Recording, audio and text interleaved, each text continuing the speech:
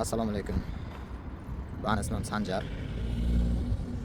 Men mana shu Belarusiyada 10 yildan buyon qo'ychilik bilan shug'ullanaman. 5 yil oldin Belarusiyani bitta kolxozini likvidatsiya bo'lgan kolxozini fermalarini sotib olib, o'sha qo'ychilik bilan shug'ullanishni boshlaganmiz. Xo'p, hammasini noldan qilganman o'zimning tajribamda. Hozirgi kunda mana Belarusiyga juda ham chorvachilikka qiziqish ortgani sababli bu tema aktualni. Shuning uchun o'zimning maslahatlarimni, xatolarimni, yo'l qo'yilgan kamchiliklarimni sizlar bilan bemalol o'rtoqlasha olaman. Belarus davlatida chorvachilik bilan shug'ullanish o'ziga yarasha qiyinchiliklari bor. Ob-havosi, iqlim sharoitlariga kelib chiqib, o'zini spetsifikatsiyasi desa ham bo'ladi, shunaqa nimalari bor. Xo'p, nimalarga e'tibor berish kerak chorvachilik bilan shug'ullanganda Belarusiyada? Va qaysi yo'nalishda, sut yo'nalishidami yoki go'sht yo'nalishidami yoki naslchilikdami, qanaqa yo'nalishda harakat qilsa bo'ladi va qancha mablag' bilan o'sha biznesni boshlash mumkin? Bundan 5 yil oldin boshlagan paytimda o'sha 200 ta qo'y bilan boshlaganmiz. 30 ta buqa bo'lgan. Har xil nimalardan olib eksperiment qilib ko'rganmiz. Endi qaysi soha bizga rentabelnost berishini analiz qilish uchun birinchi yil qo'ydan boshlab, keyingi yili buzoqlarni olib, o'sha sutdan ajraydigan buzoqlarni berishadi. 100 kilo, 150 kilogacha bo'lgan. O'sha buzoqlarni olib, boqib qilib ko'rganmiz.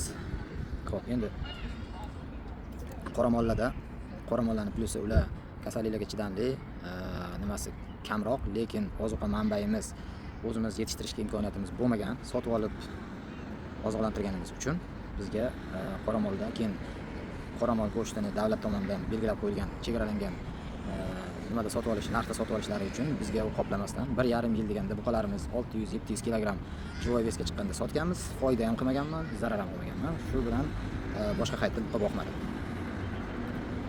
Keyin faqat qo'y yo'nalishida yurdik. Qo'y go'shtiga ham talab unchalik katta emas. Go'sht yo'nalishida ham ozgina harakat qilib ko'rdik. Unda ham boya aytganimdek qanaqa bir katta natijalarga erishib bo'lmadi.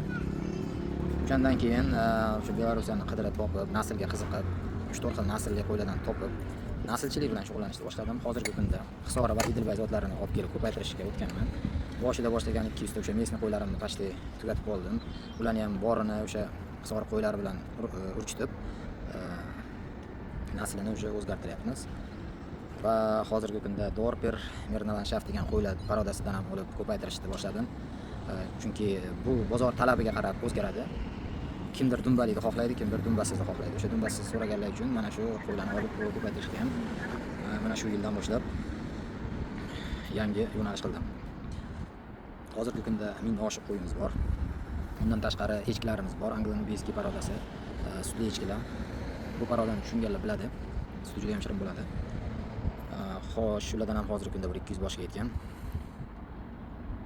Maqsadimiz boshida qilishdan maqsadimiz bizda ham shu O'zbekistonga olib borib ko'paytirib, bu yoqda keyin O'zbekistonga olib borib, bu yoqda dars ko'paytirish edi, lekin ba'zi bir qonun qoidalarga to'g'ri kelmadi va ichki bozor uchun ishlash biz uchun to'g'ri bo'ldi va shu ichki bozor uchun shu kunda ham ishlab kelyapmiz. Go'shtlarimizni asnonoy restoranlarga beramiz. O'zbek choyxonalari, o'zbek oshxonalari o'shalar bilan shartnomalarimiz bor yoki bo'lmasam davlatda o'zini go'sht qayta ishlaydigan zavodlari qabul qilishadi. Hozirgi kunda naslchilikka o'tganimizdan keyin go'shtga sotiladigan juda ham kam miqdorda sotamiz va asnonoy qismini naslchilik yo'nalishida sotamiz. Chunki Hisora qo'yini o'zingizlar bilasizlar, eng oldi zotlardan. Hozir Belaruslar hali unchalik buni nimasini bilishmaydi, lekin bilganlar biladi. Sekin-sekin ommalashib bormoqda. Shuning uchun toza Hisora qo'ylarini ko'paytirib, shu zotni oldimga qo'ygan maqsadim keng tarqatish. Buni Hisora qo'yini qo'shini ham mazasi boshqacha bo'ladi, boshqa qo'ylarga qaraganda. Shuning uchun hozirgi kunda mana shu qo'ylar bilan shug'ullanib davom etyapmiz. Endi kasalliklarga keladigan bo'lsak, Belarusning ob-havosi, iqlimi juda ham nam bo'lgani uchun yomg'ir ko'p yog'adi. O'sha sababli parazitlar bu va bakteriyalar, zamburug'lar juda ham ko'p uchraydi bu yoqda. Ularni ko'payish uchun juda ham qulay muhit. Ayniqsa bahor, yoz, kuz oylarida namlik yuqori bo'lgani uchun va ularga iliq harorat juda ham qo'l keladi va hamma joyda ular hayvonlarni ta'qib qilishadi.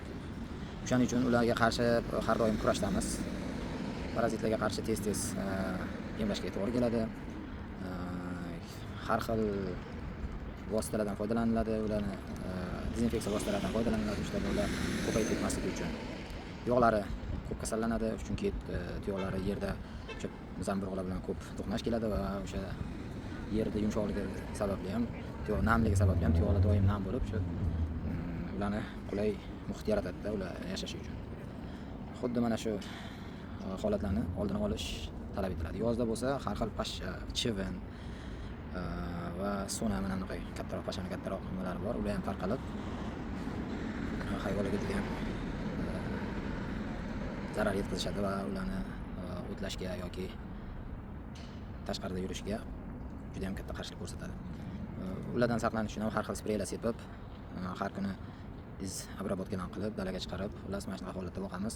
Xabaringlar bor, Instagramda ham ko'rsatyapman. Elektropasportda boqamiz. Aylanib hamma joyini elektropasport bilan o'rab qo'yib, yaylovda bittasini o'rnini almashtirish usulida boqamiz. Qo'ylarimiz mana shunaqa holatda ko'paytiriladi. Endi основной bahor oylarida ko'payish nimasini belgilab qo'yamiz, plan qilib ko'paytiramiz, ko'payish vaqtini. Ya'ni qo'zilarimiz bahorda sal havo iligan paytda tug'ilishini ta'minlash uchun oktyabr, noyabr oylarida qo'shqor qo'shamiz va bahorda kunlar isiganda qo'zilar tug'ilishini ta'minlaymiz. Qishda ham bo'ladi, tug'ilishi endi kamroq. Основной massовый esa o'sha bahorga to'g'ri keladi. Qo'zilar tug'ilgandan keyin ularni o'zlarini emlaydigan dori-darmonlari bor, ularga qarab nima qilinadi? Eng ko'p narsa bu yoqda o'sha nobud bo'lish, o'sha nobud bo'lishda kamaytirilsa, bu yoqda rentabilnost oshadi. Yana qanaqa ma'lumotlar sizlarga qiziq? Savollarni kommentariyada bersanglar, keyingi videolarda javob berishga harakat qilaman. Rahmat, charchamanglar, sog' bo'linglar, kuzatishda davom etib, like, podpiska qilib, bizni qo'llab-quvvatlab turinglar.